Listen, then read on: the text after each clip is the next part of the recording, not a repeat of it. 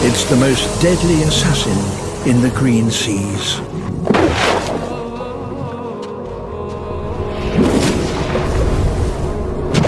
But it's also a risky one.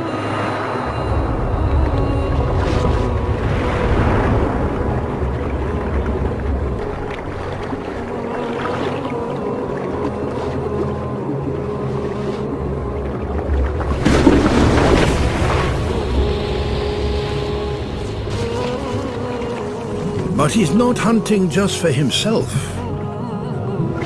He's collecting food for his mate. She may have been his partner for 20 years. She relies on him to bring her food and put